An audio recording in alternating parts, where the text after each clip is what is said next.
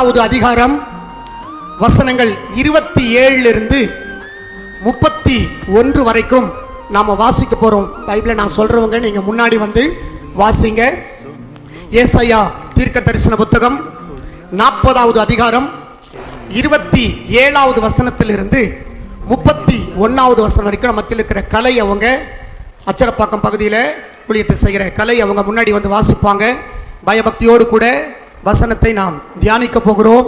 ஏசாயா 40ஆம் அதிகாரம் வசனங்கள் 27 31 வரைக்கும் அவங்க வாசிப்பாங்க. Praise the Lord. ஹalleluya. ஸ்தோத்திரம். வாசிக்க குறைந்து கொள்ளப்பட்ட வேத பாடம் ஏசாயா 40வது அதிகாரம் 27 31 வரை.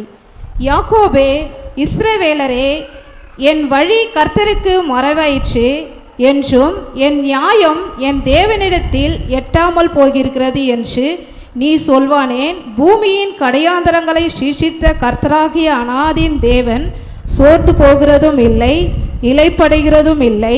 இதை நீ அறிவாயோ? இதை நீ கேட்டது இல்லையோ? அவருடைய புத்தியை ஆராய்ந்து முடியாதது. சோர்ந்து போகிறவனுக்கு அவர் பலன் கொடுத்து சத்துவம் இல்லாதவனுக்கு சத்துவத்தை பெருக பண்ணுகிறார். இளைஞன் இலைப்படைந்து சோர்ந்து போவார்கள், வாலிபரும் இடறி விழுவார்கள். கர்த்தருக்கு காத்திருக்கிறவர்களோ புதுபலன் அடைந்து கழுகை போல செட்டைகள் அடித்து எழும்புவார்கள். அவர்கள் ஓடினாலும் இலைப்படைவார்கள், நடந்தாலும் சோர்ந்து போகார்கள். ஆமென். ஆமென். ஹalleluya. ஹalleluya. காத்திருக்கிறதை பற்றி இன்றைக்கு நாம பார்க்க போகிறோம். பிதாவாகிய தேவனுக்கும் குமாரனாகிய தேவனுக்கும் பரிசுத்த ஆவியானவராகிய திரியேக தேவனுக்கு எல்லா துதியும் கன மகிமையும் உண்டாவதாக. இந்த நாளிலே வந்திருக்கிற அத்தனை ஊழியக்காரர்களையும் நான் வரவேற்கிறேன். விசுவாச பிள்ளைகளுடைய குடும்பத்தையும் நான் வரவேற்கிறேன். அந்தந்த ஊர்ல இருந்து சிரமப்பட்டு 2 வீலர்ல 3 வீலர்ல 4 வீலர்ல எப்படியாவது ஆலயத்துக்கு போகணும்னு சொல்லி தூரங்களை பார்க்காம up and down 60 kilometre, up and down 40 kilometre, up and down 50 kilometre. So சில பேருக்கு இன்னும் தூரம் அதிகம், அப் அண்ட் டவுன் 200 கிலோமீட்டர் 300 கிலோமீட்டர்லாம் கூட பிள்ளைங்க. ஸோ இப்படி வந்திருக்கிறோம். இந்த தேவன் என்றென்றைக்கும் உள்ள சதா காலங்களில் நம்முடைய தேவன் மரண பரியந்து நம்மை நடத்துவார். கரங்களை உயர்த்தி ஒரு 3 முறை அல்லேலூயா சொல்லலாமே.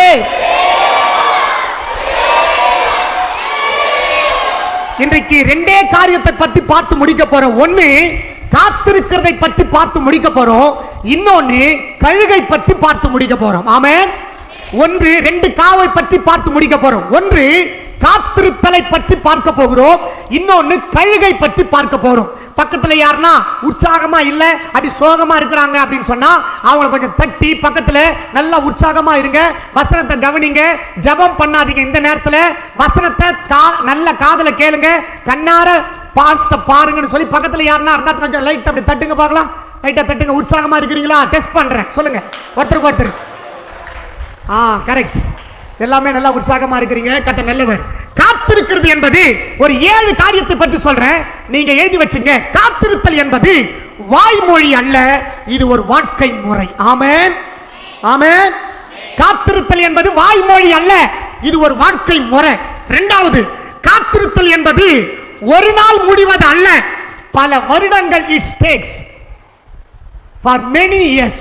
பல வருடங்கள் இது எடுத்துக்கொள்ளும். மறுபடியும் சொல்றேன், காத்திருக்கிறது என்பது ஒரு நாள் முடிவு அல்ல. உலகத்தில் சொல்லுவாங்க பாருங்க, ஒரு நாள் கூத்து அல்ல.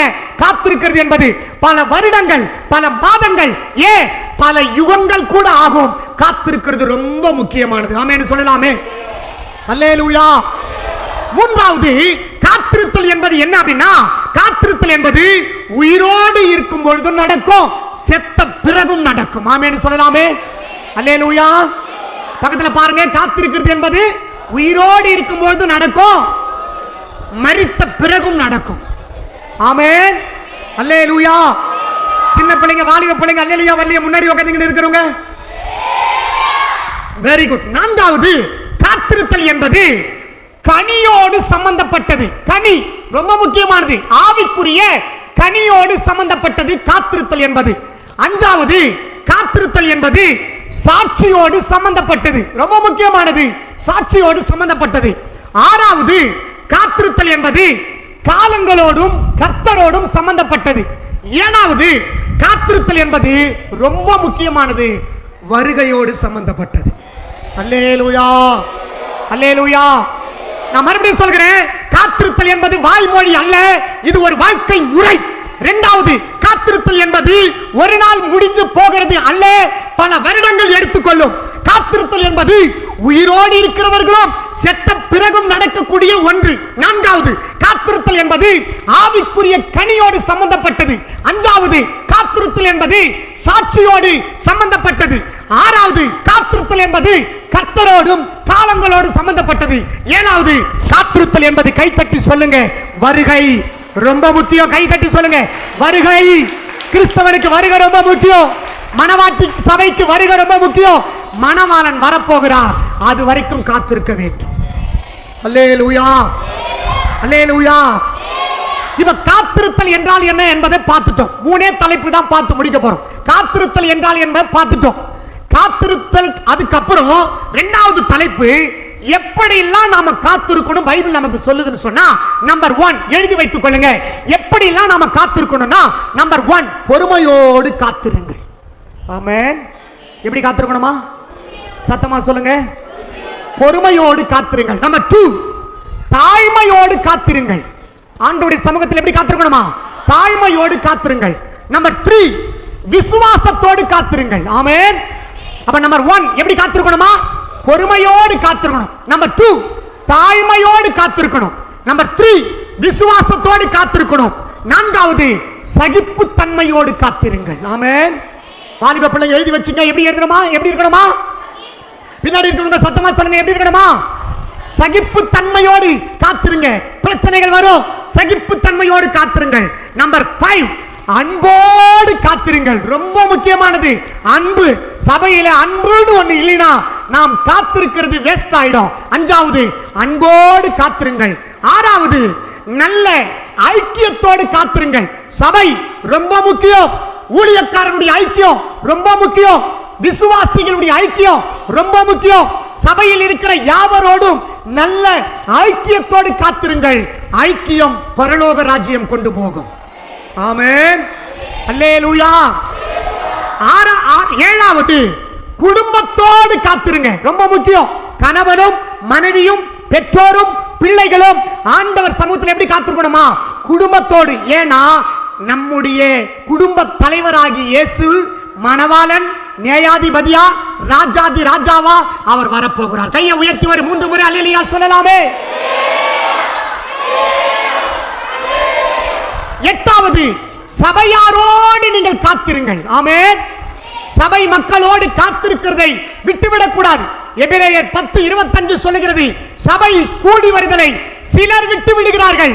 அந்த லிஸ்ட்ல நாம இல்லாம ஆண்டவரை பலர் லிஸ்ட்ல இருந்து நீங்கள் நானும் காத்திருந்து சபையோடு கூட அவர் சமூகத்தில் நல்ல ஆண்டவரை துதித்துக் கொண்டே இருக்க வேண்டும். ஆமென் சொல்லலாமே. அல்லேலூயா, அல்லேலூயா. ஒன்பதாவது ஊழியர்களோடு நீங்கள் காத்திருங்கள். வேதத்தில் அதுக்கெல்லாம் ஆதாரம் இருக்கிறது. நான் உங்களுக்கு இன்ஃபர்மேஷன் கொடுக்கிறேன். ஊழியர்களோடு நீங்கள் காத்திருங்கள். சபையோடு நீங்கள் காத்திருங்கள். ரொம்ப முக்கியம். 10வது நல்ல உறவுகளோடு காத்திருங்க. நல்ல உறவுகளோடு. So relationship is very very important in Christians life. தேவ சமூகத்தில் உறவு ரொம்ப முக்கியம். உறவுகளோடு நீங்க காத்திருங்க. இந்த உறவு அந்த உறவோடு சம்பந்தப்படுத்தும். கைதட்டி அப்பாவுக்கு நன்றி சொல்லலாமே. இந்த பூமிக்குரிய உறவு ஆவிக்குரிய உறவோடு சம்பந்தப்படுத்தினா அந்த உறவு ரொம்ப இம்பார்ட்டன்டா மாறிடும். ஆமென் சொல்லலாமே. 11 ஆத்தும ஆதாயத்தோடு காத்திருக்கணும். ஆத்தும ஆதாயம் பண்ணி பண்ணி ஆத்தும ஆதாயம் செய்து செய்து செய்து தேவ சமூகத்தில் காத்திருக்கணும். 12வது சொல்றேன், வருகைக்கு காத்திருங்கள். அல்லேலூயா, அல்லேலூயா. நம்பர் 1 மறுபடியும் நான் சொல்றேன், பொறுமையோடு காத்திருங்கள். நம்பர் 2 தாழ்மையோடு காத்திருங்கள். நம்பர் 3 விசுவாசத்தோடு காத்திருங்கள். நம்பர் 4 சகிப்பு தன்மையோடு காத்திருங்கள். நம்பர் 5 அன்போடு காத்திருங்கள். நம்பர் 6 நல்ல ஐக்கியத்தோடு காத்திருங்கள். நம்பர் 7 குடும்பமாக காத்திருங்கள். நம்பர் 8 சபையாரோடு காத்திருங்கள். நம்பர் 9 ஊழியர்களோடு காத்திருங்கள். நம்பர் 10 நல்ல உறவுகளோடு காத்திருங்கள். நம்பர் 11 ஆத்தும ஆதாயம் செய்து காத்திருங்கள். நம்பர் 12, வருகைக்கு மணவாளனுக்கு காத்திருங்கள். அல்லேலூயா, அல்லேலூயா, அல்லேலூயா. எந்த சூழ்நிலையும் அவர் அன்பு நின்று என்னை பிரிக்காது காத்து கொள்வார். எந்த சூழ்நிலையும் அவர் அன்பு நின்று என்னை பிரிக்காது கரங்களை தட்டி கொள்வார். என்னை நம்பி அவர் தந்த ஒரு பகனை அவர் வரும் வரை காத்து கொள்வேன். சொல்லுங்க, என்னை நம்பி அவர் தந்த ஒரு பகனை அவர் வரும் வரை காத்து கொள்வேன். நல்ல கரங்களை தட்டி ஆனந்தமே பரமானந்தமே இது மாபெரும் பாக்கியமே. ஆனந்தமே பரமானந்தமே இது மாபெரும் பாக்கியமே. இந்த பாதலத்தில் சொந்தக்காரவர் எந்த உள்ளத்து சொந்தமானார். ஆமென். இந்த பாதலத்தின் சொந்தக்காரவர் இந்த உள்ளத்து சொந்தமானார். அவர் வரும் நாளிலே என்னை விசுவாசப்படு கூப்பிட்டு சேர்த்துக் கொள்வார். காத்திருக்கிறது வீணாகாது. அவர் வரும் நாளிலே என்னை காரமாசைத்து அன்பாய் கூப்பிட்டு சேர்த்துக் கொள்வார். அவர் சமூகமதில் அங்கே அவருடனே ஆடி பாடி மகிழ்ந்திடுவேன்.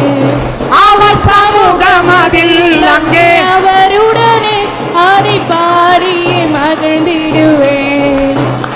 ஆனந்தமே பரமானந்தமே இது மாபெரும் பாக்கியமே. பின்னாடி இருக்கிறவங்க நல்ல சத்தத்தை உயர்த்தி கை தட்டி ஆனந்தமே பரமானந்தமே இது மாபெரும் பாக்கியமே. இந்த பாதலத்தில் இந்த பாதலத்தில் சொந்தக்காரவர் எந்த உள்ளத்தில் சொந்தமானார்.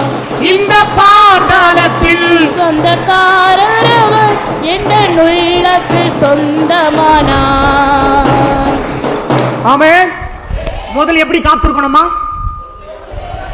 சங்கீத 40:1 சொல்லுது, படிக்க வேணாம். கர்த்தருக்காக பொறுமையுடன் காத்திருந்தேன், அவர் என்னிடமாய் சாய்ந்து என் கூப்பிடுதலை கேட்டார். கையை உயர்த்தி சொல்லுங்க அல்லேலூயா. அப்ப யாருக்காக காத்திருக்கணுமா? கர்த்தருக்காக காத்திருங்க. எவ்வளோ பிரச்சனை வருது, யாருக்காக இவ்வளவு பொறுமையா இருக்கணும்? கர்த்தர் ஒருவர் வரப்போறாரு, அவருக்காக காத்திருக்கிறோம். அல்லேலூயா, அல்லேலூயா. பிரசங்கி 7ஆம் அதிகாரம் 8ஆம் வசனம் சொல்லுகிறது, எழுதி வச்சுங்க, படிக்க வேணாம். பிரசங்கி 7ஆம் அதிகாரம் 8ஆம் வசனம் சொல்லுகிறது, பெருமை உள்ளவனை பார்க்கிலும் பொறுமை உள்ளவன் உத்தமன். ஆமென். பக்கத்துல கை பிடிச்சு சொல்லுங்க, பெருமை உள்ளவனை பார்க்கிலும் பொறுமையா இருக்கிறவங்க சொல்லுங்க உத்தமன். நாம் எல்லாம் உத்தமர்களா மாறணும். கரங்களை உயர்த்தி சொல்லலாமே. ஆமென், அல்லேலூயா. அப்ப சங்கீத 40:1 பொறுமையோடு யாருக்காக காத்திருக்கணுமா? பிரசங்கி 7:8 யாரை போல இருக்கணுமா? பெருமை உள்ளவனை போலவா அல்லது பொறுமை உள்ளவனை போலவா? ஆமா, எவ்வளவு உபத்திரம் வந்தாலும் சொல்லுங்க, நான் பொறுமை உள்ளவனா இருப்பேன், நான் பொறுமை உள்ளவளா இருப்பேன். ஆமென். லூக்கா 8:15 சொல்லுது, நல்ல நிலத்துல விழுந்தவங்க யார் தெரியுமா? பொறுமையா இருக்கிறவங்க 100 பலன் கொடுப்பாங்க. அல்லேலூயா, அல்லேலூயா. லூக்கா 8:15 நல்ல நிலத்துல விதைக்கப்பட்டவங்க தான் பலன் கொடுப்பார்கள். ஏன் தெரியுமா? அவங்க பொறுமையா காத்திருந்து விதை விதைத்த உடனே விவசாயி 3 மாதம் காத்திருக்கிறாரு, 5 மாதம் காத்திருக்கிறார். ஏன் ஒரே நாள்ல அறுத்துற முடியுமா? 2 நாள்ல அறுத்துற முடியுமா? ஒரே மாதத்தை விதைச்சு அறுவடை பார்க்க முடியுமா? முடியாது. அவர் விவசாயி விதைச்சு அதுக்கு நீர் பாய்ச்சி வேலி அடைத்து காப்பாற்றி அநேக முறை போய் போய் போய் அதை விசாரிச்சு பார்த்துக்கிட்டே இருக்கிறார்ல, அது 3 மாசத்துக்கு ஒரு முறை பலன் கொடுக்கும், அல்லது 5 மாசத்துக்கு அப்புறம் அது காலம் வரும்போது பலன் கொடுக்கும். அப்ப நல்ல நிலத்துல விதைக்கப்பட்ட நாம எப்படி இருக்கணுமா? சத்தமா சொல்லுங்க, சத்தமா சொல்லுங்க, பொறுமையோடு இருக்கணும். லூக்கா 21:19 சொல்லுது, எழுதி வச்சுங்க, உங்கள் பொறுமையினாலே ஆத்துமாக்களை காத்துக் கொள்ளுங்கள். பொறுமை ரொம்ப அவசியம், எல்லாம் கவனிக்கணும். இதான் உலகத்துல சொல்லுவாங்க பழமொழி வசனத்தை, பொறுத்தவன் பூமியால் வா, பொறுக்காதவன் காட்டாளுவான்னு. நாம வசனம் சொல்றது, இதோ பொறுமையா இருக்கிறவர்கள் பாக்கியவான்கள், அவர்கள் பூமியை சுதந்திரித்துக் கொள்ளுவார்கள். ஆமென். எதிராளி வருவான், பொறுமையா இருங்க. பகைஞாளி வருவான், பொறுமையா இருங்க. சத்துரு எழும்புவான், பொறுமையா இருங்க. துரோகி எழும்புவான், பொறுமையா இருங்க. விரோதி எழும்புவான், பொறுமையா இருங்க. பிரச்சனைகள் வரும், பொறுமையா இருங்க. உபத்திரம் வரும், பொறுமையா இருங்க. வியாதி நோய் வரும், பொறுமையா இருங்க. பொறுமையா இருந்து ஜெபிக்க ஜெபிக்க ஜெபிக்க கர்த்தர் எல்லாத்தையும் மாற்றுவார். கையை தட்டி ஆமென் சொல்லலாமே. ஒரு 3 முறை அல்லேலூயா சொல்லலாமே. ரோமர் 12:12 சொல்லுகிறது, நம்பிக்கையிலே சந்தோஷமாயிருங்கள், உபத்திரவத்திலே பொறுமையாயிருங்கள், ஜெபத்திலே உறுதியாய் தரித்திருங்கள். அப்போ 12:12 சொல்றது ரோமர்ல எப்படி இருக்கணுமா? பொறுமையா. எதுல? சத்தமா. எதுல பொறுமையா இருக்கணுமா? எந்த நேரத்துல? உபத்திரவம் வரும்போது பொறுமையா இருங்க. இந்த உபத்திரவ நேரத்தில் தான் ஆண்டவர் நம்முடைய ஆவிக்குரிய கனியை டெஸ்ட் பண்ணுவார். கலாத்தியர் 5:22 குறிச்சு வச்சுங்க. நீடிய பொறுமை ஆவிக்குரிய கனி. அல்லேலூயா. சத்தத்தை உயர்த்தி சொல்லுங்க. அப்போ இந்த நீடிய பொறுமை என்பது எதோடு சம்பந்தப்பட்டதா? ஆவிக்குரிய கனியோடு சம்பந்தப்பட்டது. உபத்திரவத்திலே பொறுமையாயிருங்க. நம்மை சுற்றி அநேக பிரச்சனைகள் வர்ற நேரத்தில் பொறுமையாயிருங்க. பிள்ளைங்க நமக்கு விரோதமா பேசுவாங்க, பொறுமையாயிருங்க. கணவர் நம்மை புரிந்து கொள்ள மாட்டாரு, பொறுமையாயிருங்க. மனைவி புரிஞ்சுக்க மாட்டாங்க, பொறுமையாயிருங்க. சொந்த பந்தம் புரிஞ்சுக்க மாட்டாங்க, பொறுமையாயிருங்க. பெற்றவங்க புரிஞ்சுக்க மாட்டாங்க, பொறுமையாருங்க. சபை மக்கள் புரிஞ்சுக்க முடியாது, பொறுமையாயிருங்க.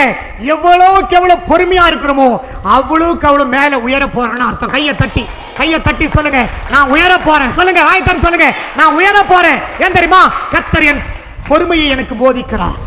அல்லேலூயா, அல்லேலூயா. 1 தீமோத்தேயு 3:3 சொல்லுகிறது. 1 தீமோத்தேயு 3:3 சொல்லுது, ஊழியக்காரர்கள் சண்டை பண்ணுகிறவர்களாய் இராமல், ஊழியக்காரர்கள் தன் மனைவியோடு சண்டை பண்ணுகிறவர்களாய் இராமல், சபை மக்களோடு சண்டை பண்ணுகிறவர்களாய் இராமல், பக்கத்தில் இருக்கிறவர்களோடு சண்டை பண்ணுகிறவர்களாய் இராமல், வசனம் சொல்லுது, பொறுமை உள்ளவனாய் இருக்க வேண்டும். ஆமென். இப்ப ஊழியத்துல வந்துட்டாவே நமக்குள்ள என்ன வந்துடும் தெரியுங்களா? அநேக பிரச்சனை வரும், நம்மளை அப்படியே இழுத்துக்கிட்டு போகும். பல பிரச்சனை கொண்டு போய் டேஞ்சர்ல விட்டுரும், ஆபத்துல விட்டுரும். அதெல்லாம் ஹேண்டில் பண்ணணும்னு சொன்னா பொறுமையோடு காத்திருங்கள். அல்லேலூயா, அல்லேலூயா.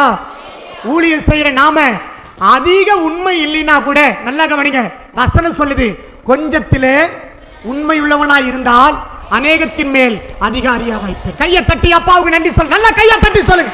நல்ல வாலிப பிள்ளைங்க நல்லா கையை தட்டி சொல்லுங்க. ஊழியக்காரங்க நல்லா கையை தட்டி சொல்லுங்க.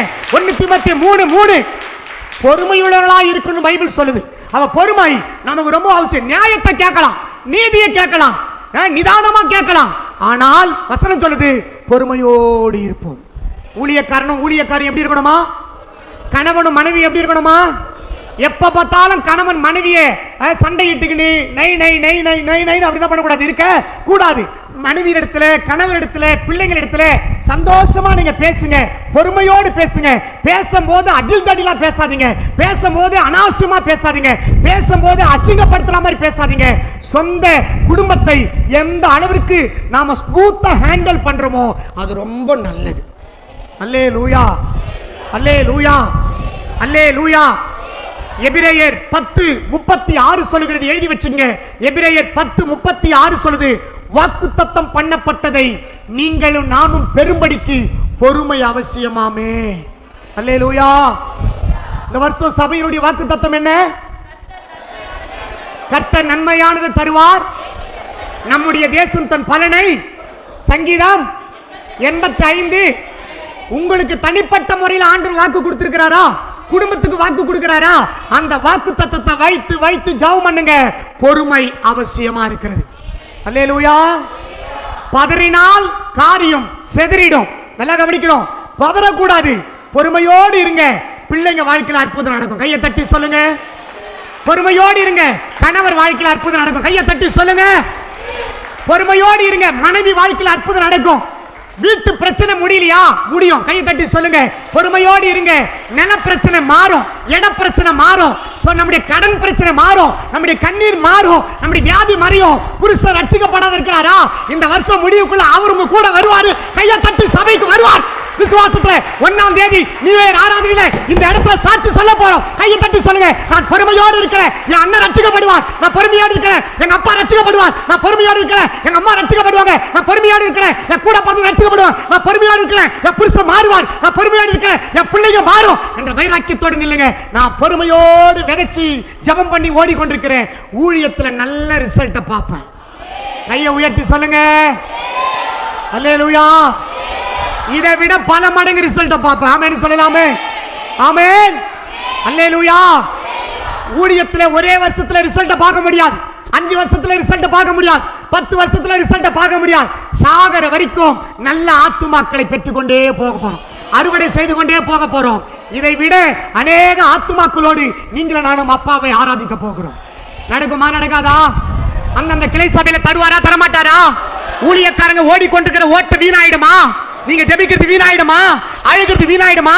சபை மக்கள் உபவாசத்தோடு கண்ணீரோடு ஜெபம் பண்றீங்களா வார வாரம் மாசம் மாசம் வீணாயிடுமா? வீணாகாது. கர்த்தருக்காக காத்திருங்கள். அல்லேலூயா அல்லேலூயா. எபிரேயர் 12:1 சொல்கிறது. எபிரேயர் 12:1 ஆகையால் மேகம் போன்ற இத்தனை திரளான சாட்சிகள் நம்மை சூழ்ந்து கொண்டிருக்க பாரமான யாவற்றையும் நம்மை சுற்றி நெருங்கி நிற்கிற பாவத்தையும் தள்ளிவிட்டு விசுவாசத்தை துவக்குறவரும் முடிக்கிறோமாயிருக்கிற இயேசுவை நோக்கி நமக்கு நியமித்திருக்க ஓட்டத்திலே பின்னாடி சொல்லுங்க சொல்லுங்க பின்னாடி சொல்லுங்க. எத்தனை போராட்டம் வந்தாலும் பொறுமையோடு ஓடுங்கள். ஆமென். ஓடுகிறேன் நான் ஓடுகிறேன் என் இயேசுவுக்கா ஓடுகிறேன் பரம அழைப்பின் பந்தய போரிலுக்கா நான் லக்கை நோக்கி ஓடுகிறேன். கை தட்டி சந்தோஷமா. பரம அழைப்பின் பந்தய போருளுக்கா நான் லக்கை நோக்கி ஓடுகிறேன் ஓடுகிறேன் ஓடுகிறேன் ஓடுகிறேன். நல்லா பாடுங்க பாடுங்க. ஓடுகிறேன் ஓடுகிறேன் என் இயேசுவுக்கா நான் ஓடுகிறேன் என் இயேசுவுக்கா நான் ஓடுகிறேன். அல்லேலூயா அல்லேலூயா அல்லேலூயா அல்லேலூயா. நல்ல வாயில தந்து பாடுங்க பிள்ளைங்க. அல்லேலூயா அல்லேலூயா அல்லேலூயா அல்லேலூயா. ஆமென். பொறுமையோடு ஓட்டத்தில் ஓடுவோம், ஜெயம் நமக்கு தான். ஆமென். நிறைய நேரத்தில் என்ன கவனிங்களேன், நிறைய நேரத்தில் குடும்ப பிரச்சனை வரும்போதெல்லாம், ஊழியத்தில் பிரச்சனை வரும்போதெல்லாம் வசனம் மாத்திரம் ஒன்று உள்ள இல்லைன்னு வச்சுங்களேன், வேற மாதிரியா குடும்பம் போயிட்டு இருக்கும், சபை வேற மாதிரியா போயிட்டு இருக்கும், ஊழியம் வேற மாதிரியா போயிட்டு இருக்கும். அந்த ஒரு வசனம் உள்ள இருக்கிறதுனால தான் ஆண்டவருடைய சமூகத்தில் காத்திருக்கிறோம். அல்லேலூயா. அதனால தான் ஜெபம் பண்றதை தயவு செய்து என்ன பண்றாதீங்க, விட்டுறாதீங்க. வேதத்தை படிக்கிறத, தியானம் பண்றத, ஆராய்ச்சி பண்றத விட்டுறாதீங்க. ஞாயிற்றுக்கிழமை மட்டும் இதை எடுக்கிறத தயவு செய்து எடுக்காதீங்க. 7 நாளும் எடுங்க. ஆமென். கையை உயர்த்துங்க. பைபிளை கையில் எடுத்துங்களேன், பைபிளை கையில் எடுங்களேன். நம்ம ஞாயிற்றுக்கிழமை மாத்திரம் என்ன பண்ணக்கூடாது, எடுக்கக்கூடாது. மாசானா திருவந்தல மாத்திரம் என்ன பண்ணக்கூடாது, இந்த பைபிளை எடுக்கக்கூடாது. 7 நாளும் 31 நாளும் 365 நாட்களும் நீங்களும் நானும் எடுக்க வேண்டும். அல்லேலூயா அல்லேலூயா. நம்முடைய ஆண்டவர் பொறுமைக்கு தக்க பலனையும் பதிலையும் கொடுக்கிற தேவனா இருக்கிறார். ஆமென். ஒரு 2 வசனத்தை நீங்க குறிச்சு வச்சுக்கங்க. நான் சொல்ற வசனத்தை எழுதி வச்சுங்க. யாக்கோபு 1ஆம் அதிகாரம் 19வது வசனம், வெளிப்படுத்தல் 2ஆம் அதிகாரம் 19ஆம் வசனம். யாக்கோபு 1ஆம் அதிகாரம் 19ஆம் வசனம், வெளிப்படுத்தல் 2:19. இந்த வசனம் என்ன தெரியுமா சொல்லுதா? யாக்கோபு 1:19 படிங்க, வெளிப்படுத்தல் 2:19. 2 வசனத்தை வாசிக்கலாமே, நேரம் வாசிச்சுட்டு இருக்கணும். ஆகையால் பிரியமான சகோதர சகோதரிகளே, நீங்கள் யாவரும் கேட்கிறதற்கு நம்பர் 1 கேட்கிறதற்கு தீவிரமாகவும், நம்பர் 2 பேசுறீங்கல்ல, குடும்பத்துல, சபையில, ஊழியத்துல, மற்ற இடத்துல பேசுகிறது எப்படி இருக்கணுமா, பொறுமையாயும். நம்பர் 3 அவ்வளவு சீக்கிரமா நீங்கள நானும் கோச்சிக்க கூடாது. ஸ்கூல் படிக்கும் போது சொல்லுவாங்க, கோச்சிக்கணியா, கோச்சிக்கோ. காலேஜ் படிக்கும் போது பிள்ளைங்க சொல்லுவாங்க, கோச்சிக்கணியா, சரி சரி கோச்சிக்க ஹஸ்பண்ட் ஒய்ஃப்குள்ள ரொம்ப ஃப்ரெண்ட் மாதிரி இருந்தாங்கன்னு வச்சுக்கலேன், கோச்சிக்கிறியாமா, கோச்சிக்கிறியாப்பா, கோச்சிக்க அப்படின்வாங்க. அப்ப நாம பைபிள் படி எவ்வளோ அடி வாங்கினாலும், அவமானப்பட்டாலும், அசிங்கப்பட்டாலும், எந்த சூழ்நிலையிலும் வசனம் சொல்லுது கோபிக்கிறதுக்கு எப்படி இருக்கணுமா? சத்தமா சொல்லுங்க.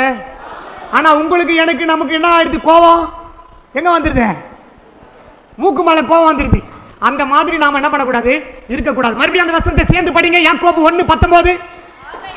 ஆகையால் பிரியமான சகோதரர்களே, யாவரும் கேட்கிறதற்கு தீவிரமாயும், பேசுறதுக்கு பொறுமையாயும், கோபிக்கிறதுக்கு தாமதமாயும் இருங்கள். அல்லேலூயா. கணவன் மனைவியாண்ட பேசும்போது கூட பொறுமையா பேசுங்க, ரொம்ப நல்லது. பெற்றோர் பிள்ளைங்களாண்ட பேசும்போது பொறுமையோடு பேசுங்க. அப்பா அம்மா வளர்த்து விட்டாங்க, அப்பா அம்மா ஆளாக்குனாங்க. அதே அந்த அப்பாவையும் அம்மாவையும் எதிர்த்து பேசினா, முறைச்சு பேசினா, அடிக்கிற மாதிரி பேசினா, ஒதுக்கிற மாதிரி பேசினா, அப்பா அம்மாவுடைய மனசு முறிஞ்சிச்சுன்னு வச்சுங்களேன், பிள்ளைங்க அவ்வளவு சீக்கிரம் நல்லா இருக்க முடியாது. அதனால வாலிப பிள்ளைங்க, சின்ன பிள்ளைங்க, பெரியவங்களா இருந்தாலும் சரி, உங்க அப்பாவையும் அம்மாவையும் கனப்படுத்துங்க.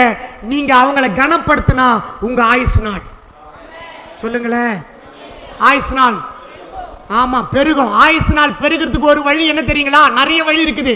அதுல ஒரு வழி, உன் தாயையும் உன் தகப்பனையும் கனம் பண்ணுவாயாக. ஆமென், அல்லேலூயா. இன்னைக்கு தாய்க்கு விரோதமா பேசுற, தகப்பனுக்கு விரோதமா பேசுறேன்னு சொன்னா, நாளைக்கு நீங்க தகப்பனா நீங்க தாயா மாறும்போது அதே புள்ள நீங்க விதைச்சதை விட பல மடங்கு விதைப்பாங்க என்பதை மறந்துடக்கூடாது. அப்போ ஊழியக்காரங்களா இருந்தாலும் சரி, அப்பா அம்மாவை நல்லா கனப்படுத்துங்க. விசுவாச பிள்ளைங்களா இருந்தாலும் சரி, அப்பா அம்மாவை நல்லா கனப்படுத்துங்க. அவங்க எவ்வளவு காலம் உயிரோடு இருக்க போறாங்க? அவங்க வயசு பாதி ஆயிடுச்சு, முக்காவாசி முடிஞ்சிடுச்சு.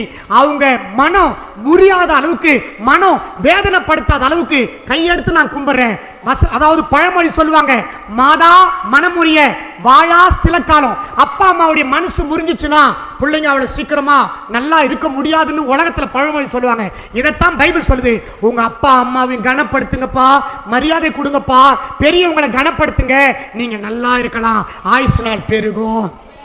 அல்லேலூயா. எத்தனை பேர் அப்பா அம்மா இல்லாத கஷ்டப்பட்டு இருக்கிறாங்க தெரியுமா? எத்தனை பிள்ளைங்க அனாதையா இருக்கிறாங்க தெரியுமா? அப்பான்னு கூப்பிடுறதுக்கு இல்லையே, அம்மான்னு கூப்பிடுறதுக்கு இல்லையே. எத்தனை பேர் எனக்கு அண்ணன் இல்லையே, எனக்கு தம்பி இல்லையே, எனக்குன்னு ஒரு அக்கா இருந்தா நல்லா இருந்திருக்குமே, எனக்குன்னு ஒரு தங்கச்சி இருந்தா நல்லா இருந்திருக்குமே, நான் ஒரே ஆளா நிக்கிறேனே. எத்தனை பேர் இன்னைக்கு கஷ்டப்பட்டு இருக்காங்க தெரியுமா? ஆனா கர்த்தர் உங்களோடு பேசிக் கொண்டிருக்கிறார். நிச்சயம் நீங்க நல்லா இருக்கணும்னு சொன்னா அப்பாவையும் அம்மாவையும் கனப்படுத்துங்க. நீங்க நல்லா இருக்கணும்னு சொன்னா ஊழியக்காரர்களை கனப்படுத்துங்க. நீங்க நல்லா இருக்கணும்னு சொன்னா பெரியவங்களை கனப்படுத்துங்க. தாழ்மையோடு இருங்க. கர்த்தர் பெரிய காரியங்களை செய்வார். கையை தட்டி ஆண்டவருக்கு நன்றி சொல்ல, கையை தட்டி சொல்லுங்க, ஆண்டவரே என்னை பொறுமையுள்ளவனாய் மாற்றுங்கப்பான்னு சொல்லி தேவ சமூகத்தில் காத்திருங்க. கர்த்தர் பெரிய காரியங்களை செய்வார். ஆமென். தாழ்மையோடு இருங்க, ரொம்ப நல்லது. விசுவாசத்தோடு இருங்க. தயவு செய்து விசுவாசத்தை விட்டுறாதீங்க. காத்திருக்கிறது என்பது விசுவாசத்தோடு சம்பந்தப்பட்டது. காத்திருக்கிறது என்பது தாழ்மையோடு சம்பந்தப்பட்டது. காத்திருக்கிறது என்பது கனியோடு சம்பந்தப்பட்டது. சகிப்பு தன்மையோடு இருங்க. பிள்ளைங்க எட்டி உலகத்துல உதைப்பாங்க, சகிப்பு தன்மையோடு இருங்க.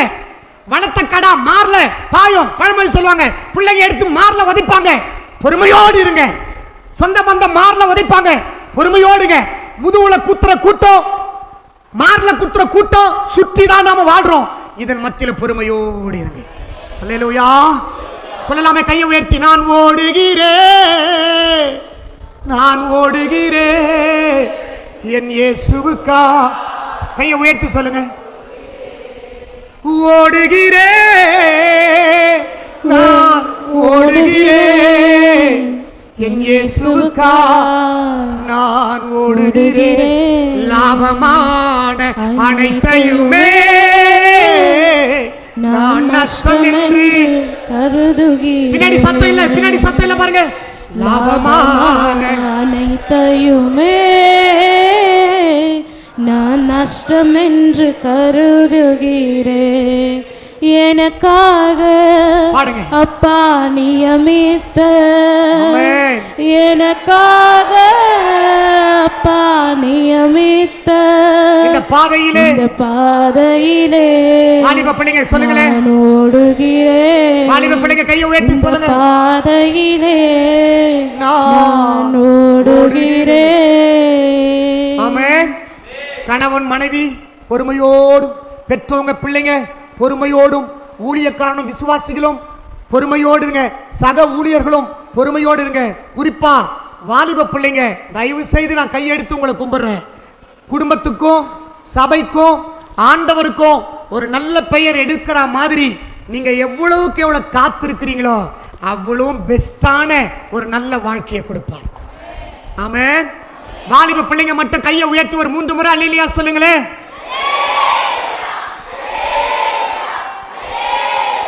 பெஞ்சி லாரன்ஸ் வாலிபர்களா? அவங்க சத்தம் பெஞ்சு சத்தம் தான் அதிகமா வருது. வாலிப பிள்ளைங்க நல்லா கவனிக்கணும்.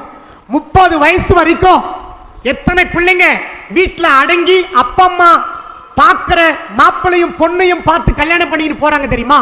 ஏன் 35 வயசுல எத்தனை அப்பா அம்மாவுக்கு பிள்ளைங்க, ஆம்பளை பிள்ளைங்க பொம்பளை பிள்ளைங்க அடங்கி காத்திருக்கிறாங்க தெரியுமா? பொறுமையோடு. இந்த பொறுமை வாலிப பிள்ளைங்களாகி ஆண் பிள்ளைங்க பெண் பிள்ளைங்க உங்களுக்கு இருந்தா நிச்சயமா சொல்றேன், வயசு ஆகிறத பத்தி கவலைப்பட வேணாம். கர்த்தர் கொடுத்தா பெஸ்டா கொடுப்பார், கர்த்தர் கொடுத்தா நல்லா கொடுப்பார். கையை தட்டி சொல்லுங்க, எனக்கு நல்லதை கர்த்தர் கொடுப்பார், நல்ல வாழ்க்கையை கொடுப்பார், நல்ல குடும்பத்தை கொடுப்பார், நல்ல கணவரை கொடுப்பார், நல்ல மனைவியை கொடுப்பார். நான் ரொம்ப அவசியம் எதுதான்? சத்தமா சொல்லுங்க, பொறுமை அவசியம். ஊழியக்காரங்க போயிட்டு அப்பா அம்மாவோட சேர்ந்து பெரியவங்களோடு சேர்ந்து பத்திரிகையில் எழுதுவாங்க தெரியுமா?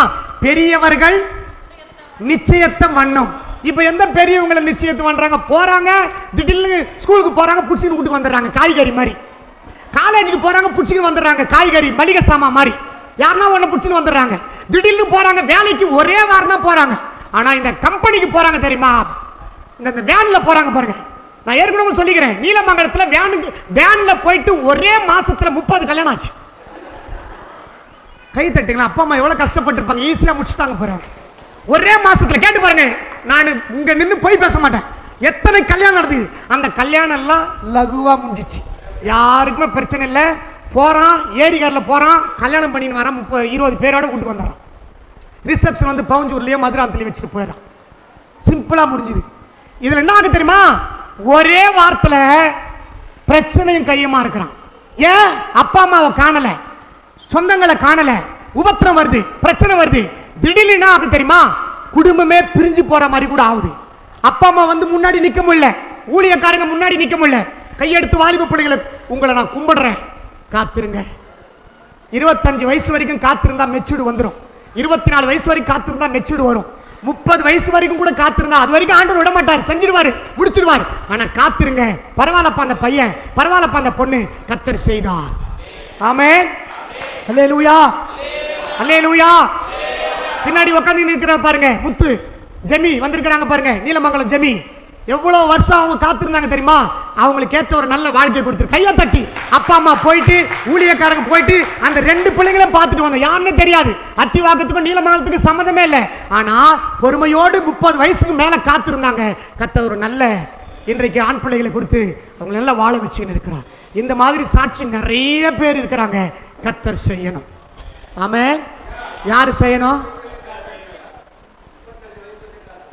நீங்களா? Very good. கை தட்டலாமே மாமாவுக்கா, ஏனோ கையாவுக்கா. 35 வயசு வரைக்கும் காத்திருந்து திருமணம் பண்ணார். இன்னைக்கு நல்ல ஒரு ஆண் பிள்ளை, ஒரு பெண் பிள்ளையை கத்தர் கொடுத்து அந்த பிள்ளைங்க நல்லா இருக்கிறாங்க. கையை உயர்த்தி ஆமென்னு சொல்லலாமே. அல்லேலூயா.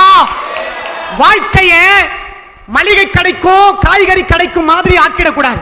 வாழ்க்கையை பரலோக தேவன் கையில கொடுத்துடு. உங்க வாழ்க்கை என் வாழ்க்கை நல்லா இருக்கும். சொல்லுங்களேன், நல்லா இருக்குமா இருக்காதா? ஆமா, காத்திருக்கணும். 2வது எப்படி காத்திருக்கணும் என்பதை நம்ம பார்த்தோம். 3வது பைபிள்ல யாரெல்லாம் பைபிள்ல காத்திருந்து வெற்றி பெற்றார்கள், காத்திருந்து பலன் அடைந்தார்கள், 3வது சொல்லி கழுகை பார்த்து நம்ம முடிக்க போகிறோம். நல்லா கவனிக்கணும்.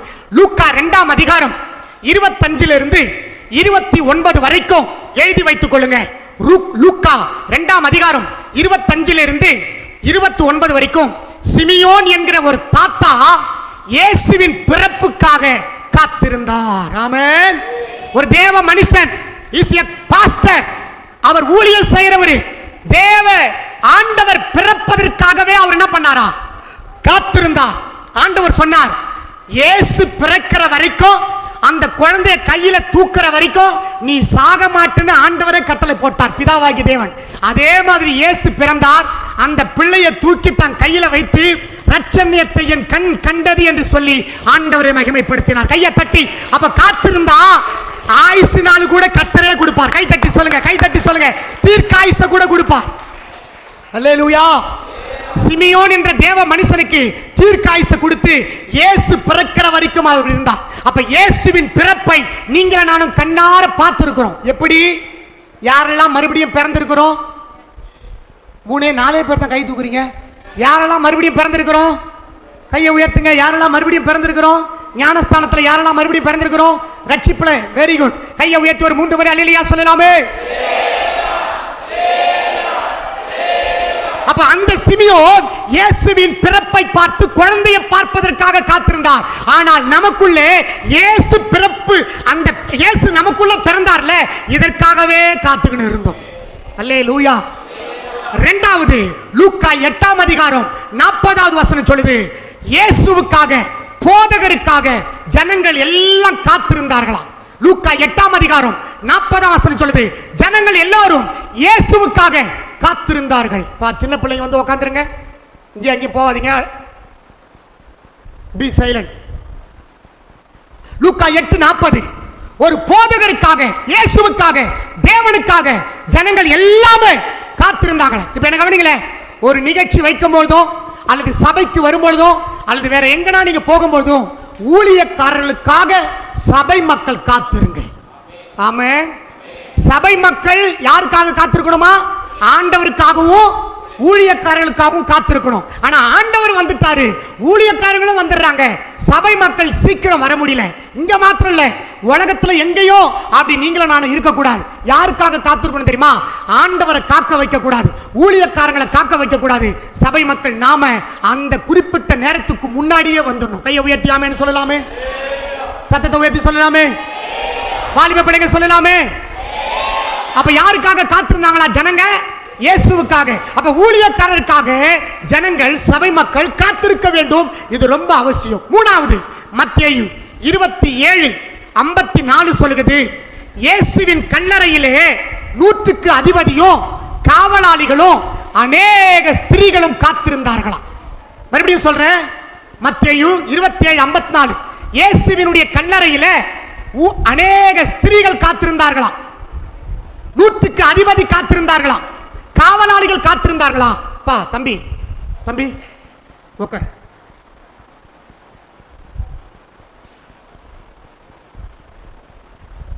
உட்கார். நான் இட்லி சாப்பிட்டு வந்தீங்களா? இவ்வளவு தண்ணி தாக்கம் வாங்குது. ஒரு 2 மணி நேரம், ஒரு 3 மணி நேரம் கொஞ்சம் we should control ourselves. நம்ம கண்ட்ரோல் பண்ணிக்கிறது ரொம்ப நல்லது. மற்ற இடங்கள் இருக்கிற விட, ஆலயத்தில் இருக்கிறத விட ரொம்ப முக்கியமானது. ஏன்னா கவனம் சிதறிடக்கூடாது. மத்தேயு 27:54 இயேசுவினுடைய அந்த கல்லறையில ஸ்திரீகள் காத்திருந்தார்களா? அப்ப நீங்களும் நானும் இயேசுவுக்காக காத்திருக்க வேண்டும். ஆமென். அல்லேலூயா. மத்தேயு 25:1-13 மத்தேயு 25:1-13 10 கன்னிகைகள், 5 பேர் புத்தி உள்ளவர்கள், 5 பேர் புத்தி இல்லாதவர்கள் இயேசுவுக்காக, மணவாளனுக்காக காத்திருந்தார்கள். அல்லேலூயா. சத்தமா சொல்லுங்க, அல்லேலூயா. அப்ப நீங்களே நானும் இயேசு நமக்குள்ள பிறந்தாரே, காத்திருக்க வேண்டும். இயேசு நமக்குள்ள வாழ்கிறாரே, காத்திருக்க வேண்டும். இயேசுவினுடைய மரணத்துக்காக காத்திருக்க வேண்டும், வருகைக்காக காத்திருக்க வேண்டும். அல்லேலூயா, அல்லேலூயா. இப்ப இயேசு நமக்குள்ள பிறந்துட்டாரா? சத்தமா சொல்லுங்க, பக்கத்துல கைப்பிடி சொல்லுங்க, பிறந்துட்டாரா? சொல்லுங்களேன். கிறிஸ்துமஸ் டைம் வந்தாதான் இயேசுனுடைய பிறப்பு எல்லாருக்கும் ஞாபகம் இருக்கும். நம்மலாம் அப்படி இல்லை, நம்ம பெயர் கிறிஸ்தவங்க இல்லை, கிறிஸ்துமஸ் கிறிஸ்தவர்கள் அல்ல. பக்கத்தில் கைப்பிடிங்க. இயேசு எப்பவே பிறந்துட்டார். 5 வருஷத்துக்கு முன்னாடியே, நான் ரட்சிக்கப்பட்ட பிறகு 10 வருஷத்துக்கு முன்னாடி, 15 வருஷத்துக்கு முன்னாடி, 20 வருஷத்துக்கு முன்னாடி, 30 வருஷத்துக்கு முன்னாடி, 40 வருஷத்துக்கு முன்னாடி எனக்குள்ள இயேசு பிறந்துட்டார். அப்ப பிறப்புக்காக காத்திருந்தோமா? இயேசு பிறந்துட்டாரா? இரண்டாவது, இயேசு நமக்குள்ள இருந்து வளரணும், காத்திருக்க வேண்டும். மூணாவது, நல்லா கவனிக்கணும், இயேசுடைய அந்த அந்த வருகைக்காக காத்திருக்கணும். இயேசு வரப்போகிறார். கை தட்டி சொல்லுங்க, இயேசு வரப்போகிறார். கை தட்டி சொல்லுங்க, கையை தட்டி வாலிப பிள்ளைங்க, சின்ன பிள்ளைங்க சொல்லுங்க, இயேசு வர போகிறார், சீக்கிரம் வர போகிறார். இயேசுவுக்காக நீங்கள் நான் காத்திருப்போம். அவர் வரும்பொழுது உங்களை என்னையும் கரம் பிடித்து ஆசையா அழைத்து செல்வார். அல்லேலூயா, அல்லேலூயா. கர்த்தர் நல்லவர். நம்பர் 1 காத்திருத்தல் என்றால் என்ன பார்த்துட்டோம். நம்பர் 2 எப்படியெல்லாம் காத்திருக்கணும் சொல்லி பார்த்துட்டோம். நம்பர் 3 யாரெல்லாம் வேதத்தில் காத்திருந்தார்கள் என்பதை பார்த்துட்டோம். இப்போ ஒரே வசனம் வாசிக்க போறோம். ஏசாயா 40 கர்த்தருக்கு காத்திருக்கிறவர்களோ 31 சேர்ந்து வாசிங்க. கர்த்தருக்கு காத்திருக்கிறவர்களோ புதுபலன் அடைந்து கழுகுகளைப் போல செட்டைகளை அடித்து எழும்புவார்கள்.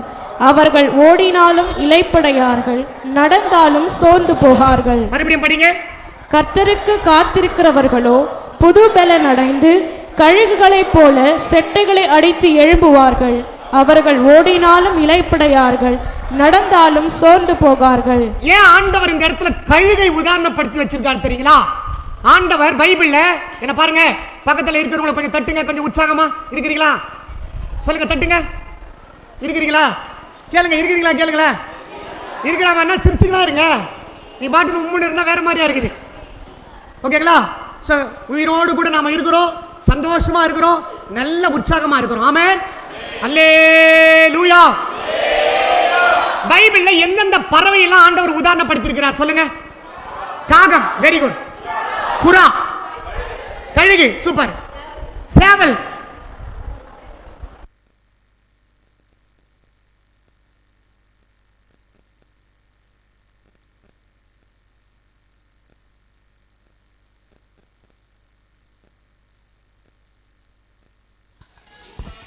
என்னென்ன சொல்லுகிறாரு? சிங்கம், குதிரை, கரடி, கழுதை, மான், ஆடு, மாடு. Very good. இதெல்லாம் ஏன் உதாரணம் படுத்துகிறார் தெரியுங்களா? இதுக்கெல்லாம் ஆண்டவர் வரலாறு படைச்சு வச்சிருக்கிறார். அல்லேலூயா. இப்போ நாம அதெல்லாம் பார்க்க போறது இல்ல, நம்ம கழுகை பற்றி பார்க்க போறோம். கழுகு எத்தனை வருஷம் உயிர் வாழும் தெரியுமாமா? 20 to 30 வருஷம் உயிர் வாழுமா. கழுகை பற்றி பார்த்து கழுகிலிருந்து நாம என்ன கத்துக்கிறோம்? ரமேஷ் ஐயா கத்துக்கலாமாயா? வெரி குட், ரொம்ப சந்தோஷம். கழுகு 20 வருஷத்திலிருந்து 30 வருஷம் உயிர் வாழுமா. சில கழுகு நல்லா இருந்தா 60 வருஷம் கூட உயிர் வாழுமா. நல்லா கவனிக்கணும். இந்த கழுகு பறவை இனத்திலேயே நம்பர் 1 பெரிய இனம். பறவை இனத்திலே இதுதான் ராஜா. பறவைக்கே காட்டுக்கே ராஜா யாரு? சத்தமா சொல்லுங்க. காட்டுக்கே ராஜா யாரு? இப்போ பறவைகளுக்கெல்லாம் ராஜா பறவை யாரு? கழுகு. நல்லா கவனிக்கணும். இந்த கழுகு மனிதர்களை விட, நம்மை விட 4 அல்லது 5 மடங்கு பார்வை திறன் கொண்டதா. தூர பார்வை. Very good. மாமா சொன்னா கை தட்டலாமே. 4 அல்லது 5 மடங்கு தூர பார்வை. இப்ப நமக்கு தான் 20 வயசுலயே 10 வயசுலயே ஒரு மாதிரியா இருக்குது. ஆனா 20 வருஷம் 30 வருஷம் ஆனா கூட அதனுடைய பார்வை என்ன ஆகாதான், மங்காது. அவ்வளோ நல்ல தூர பார்வை ஆற்றல் கொண்டது என்று சொல்லி நல்லா கவனிக்கணும். அந்த அந்த கழுகினுடைய நகலாம் கிட்டத்தட்ட கூர்மையா இருக்குமா. என்ன கவனிக்கல, 10,000 அடி உயர பறக்குமா மேல. எது? சத்தமா சொல்லுங்க. எத்தனை ஆயிரம் அடி? 10,000 அடி. இந்த கழுகோடு சண்டை போடுற ஒரே பறவை எதுன்னு பார்த்தீங்கன்னா காகம்தான். வேற எந்த கூட்டத்துக்கும் இல்லை. கழுகோடு சண்டை போடக்கூடிய, இந்த பறவைகளின் ராஜாவோடு ராணியோடு சண்டை போடக்கூடிய ஒரே ஒரு பறவை இனம் எதுனா காகம் மட்டும்தான். ஆனா நல்லா கவனிக்கணும், இந்த காகம் கழுகு மேல ஏறி உட்காந்து கொத்துமா, சண்டை போடுமா, வா சண்டைக்கு குத்துமா. அப்படி குத்தும் போதெல்லாம் கழுகு சண்டை போடாதான், திருப்பி எதுவும் பண்ணாதான். ஒரு ஒரு ஒரு 10 அடி மேல போ, 20 அடி மேல போ, 30 அடி மேல போ, 1000 அடி மேல போயிடும், 20,000 அடி மேல, அப்படி அப்படி அப்படி கொஞ்சம் போகலாம், ஒரு 5,000 அடி மேல போகுது. மொத்தம் எத்தனை அடி கிட்டத்தட்ட பறக்குமா? 10,000 அடி. இப்போ காகம் ஒரு குறிப்பிட்ட அளவு தான் சுவாசிக்க முடியும். ஆனா கழுகு அதை விட மேல பறக்கும். புரிஞ்சுச்சுங்களா? இப்போ இந்த காகம் மேல கொத்திக்கினே இருக்குமா, அது கூட சண்டை போடாதான், கழுகு ஒண்ணுமே பண்ணாதான், மேல பறக்க பறக்க 10,000 அடி மேல பறந்தோடனே இந்த காகத்துக்கு மூச்சு விடாம அதுவே சுருண்டு கீழே விழுந்துரும். இதுல இருந்து என்னதான் நீங்க கத்துக்க போறீங்க, நான் கத்துக்க போறேன்னு பின்னாடி சொல்றேன். இப்போ கழுகை பற்றி தான் உங்களுக்கு சொல்றேன். ஓகேங்களா? அடுத்தது, இந்த கழுகு கிட்டத்தட்ட பறந்தே தூங்குமா, ஆனா அசதியா இருக்காதான். நம்ம உட்காந்துக்கிட்டே தூங்குறோம்ல, அந்த மாதிரி இந்த கழுகு பறந்துக்கிட்டே தூங்குமா, ஆனா என்ன இருக்காதான்? சத்தமா சொல்லுங்க, அசதியா இருக்காது. நம்ம முன்னாடி சேர் இருந்தா போட்டு இடிச்சுக்குவோம், டங்குன்னு வீங்கிட்டு இருக்கோம், பஸ்ல போனா இடிச்சுக்குவோம், ரத்தம் வரும், என்னன்னு பார்த்தா உறங்கி விழுந்துட்டோம். ஆனா கழுகு பறக்கும் போது தூங்குமா, ஆனா என்ன இருக்காதான்? அசதியா இருக்காது. அடுத்தது, இந்த கழுகு மாம்சத்தை மாத்திரம் தான் சாப்பிடுமா. இயற்கை சீற்றம் புயல் வரும்பொழுது, பெருங்காற்று வரும்போது தான் கழுகு சந்தோஷப்படுமா. ஆனா நம்ம என்ன பண்ணுவோம் தெரியுமா? ஆண்டவரே பிரச்சனையே வரக்கூடாதுப்பா, ஊர்ல இருக்கிறவங்களுக்குலாம் வரணும், எனக்கு வரக்கூடாதுப்பா, நம்ம ஜெபம். ஆனா இந்த கழுகு அசலியமா, கழுகு பறக்கும் தெரியுமாமா, அசதியா இருக்காது, ஆனா பறந்துகிட்டே தூங்குமா. புரிஞ்சிச்சுங்களா? அப்போ அதே மாதிரி இந்த கழுகு மாம்சத்தை தின்னுமா, இயற்கை புயல் வரும்போது பெருங்காற்று வரும்போது சந்தோஷப்படுமா. ஏன்னா அந்த பெருங்காற்று வரும்போதெல்லாம் இந்த கழுகு அந்த காற்றை விட அதை ஈடு கொடுக்குற அளவுக்கு மேலே போயிட்டு அதில் போயிட்டு அப்படியே மிதந்துக்கினே இருக்குமா. புரியுதுங்களா? புயல் வரும்போதெல்லாம். அப்போ பாருங்க, இயற்கை சீற்றம் கூட இந்த கழுகு என்ற பறவையை ஒன்றும் பண்ண முடியல. அடுத்தது, இந்த கழுகு தன்னை விட 3 மடங்கு 4 மடங்கு அதிக எடை உள்ள பொருட்களை தூக்குமா. அதாவது மாம்சத்தை சாப்பிட்றதுக்காக இறையை தூக்கும் என்று வரலாறுல சொல்லுது, ஆய்வுல சொல்லுது. கூடுகள் இந்த கழுகு மலை உச்சில தான் கட்டுமா. அடுத்தது, கிட்டத்தட்ட கழுகு 320 கிலோமீட்டர் மணிக்கு பறக்குமா. எத்தனை? சத்தமா முடியுதா? ஆண்டவர் படைத்த பறவை இனத்துல இந்த பறவை இனம் எத்தனை கிலோமீட்டர் பறக்குது பாருங்க. இப்போ இந்த கழுகிலிருந்து ஒரு 8 காரியத்தை பார்த்து ஈஸியா சிம்பிளா நம்ம முடிக்க போறோம். 8 காரியத்தை இந்த கழுகிலிருந்து நம்ம கத்துக்க போறோம். வசனம் படிங்க, ஏசாயா 40:31. கர்த்தருக்கு காத்திருக்கிறவர்களோ, பின்னாடி வரலையே சத்தம், புது பலன் அடைந்து எதை போல? காகத்தை போலவா? எதை போல? கழுகுகளை போல செட்டைகளை அடித்து எழும்புவார்கள். நாம செத்து போயிடுவோமா? கீழே விழுந்துருவோமா? உட்காந்துருவோமா? ஒரே இடத்துல இருப்போமா? எழுந்திருப்போமா? எழுந்திருப்போம். ஓடினாலும் இளைப்படையார்கள், நடந்தாலும். அல்லேலூயா. ஆறுதலின் தெய்வமே, உம்முடைய திருச்சமூகம் எவ்வளவு இன்பமானது. ஆமென், எவ்வளவு இன்பமானது. நல்லா கை தட்டி பாடலாமே. ஆறுதலின் தெய்வமே, உம்முடைய திருச்சமூகம் எவ்வளவு இன்பமானது. ஆமென், எவ்வளவு இன்பமானது. ஆறுதலில். அல்லேலூயா. அந்த பாடல்ல வரி வரும், ஓடினாலும் களைப்படையார், நடந்தாலும் சோர்வர். ஏன்னா என் இயேசு என் ஆறுதலின் தெய்வம் என் கூடவே. கை கரங்களை தட்டி அப்பாவுக்கு நன்றி சொல்லுங்க. இந்த கழுகி குணத்திலிருந்து இந்த கழுகினுடைய ஆவிக்குரிய தன்மையோடு நம்ம தன்மையை ஒப்பிட்டு பார்க்கும்பொழுது 8 வகையான காரியத்தை பார்த்து முடிக்கலாம்.